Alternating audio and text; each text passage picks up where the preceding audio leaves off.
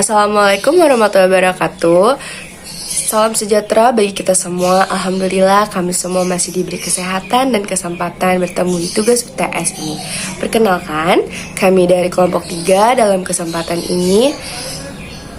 Kelompok kami akan menjelaskan bab 4, yaitu materi tentang belajar yang bermakna dengan pendekatan proses dan pendekatan transformasional.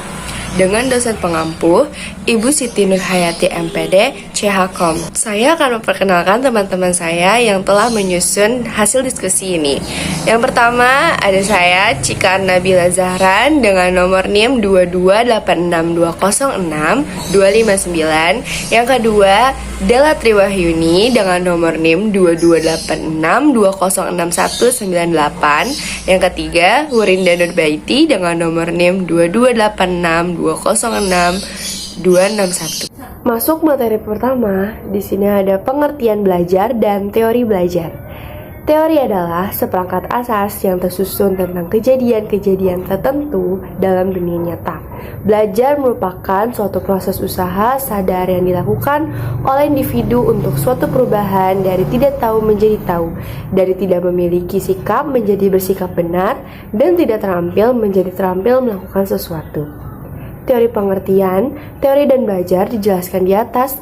Dapat disimpulkan bahwa teori belajar merupakan suatu teori yang di dalamnya terdapat tata cara akan pengaplikasian kegiatan belajar, mengajar antara guru dan siswa. Perancangan metode pembelajaran yang dilaksanakan di kelas maupun di luar kelas. Baik, ada beberapa teori belajar yang populer di kalangan para pendidik.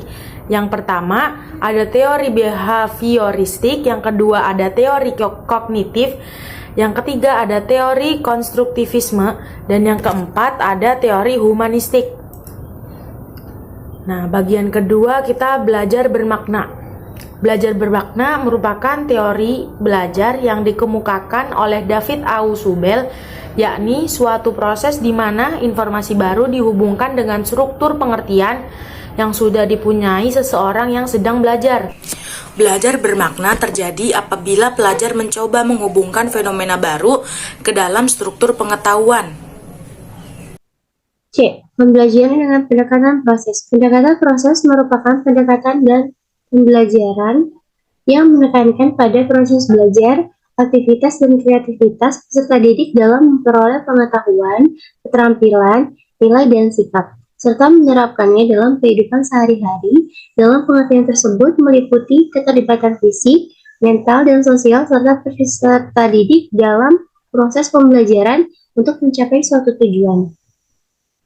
Indikator-indikator pendekatan proses antara lain kemampuan mengidentifikasi, mengklasifikasi, menghitung, mengukur, mengamati, mencari hubungan, menafsirkan, menyimpulkan, menerapkan, mengomunikasikan, dan mengapresiasikan diri dalam suatu kegiatan untuk menghasilkan karya ilmiah.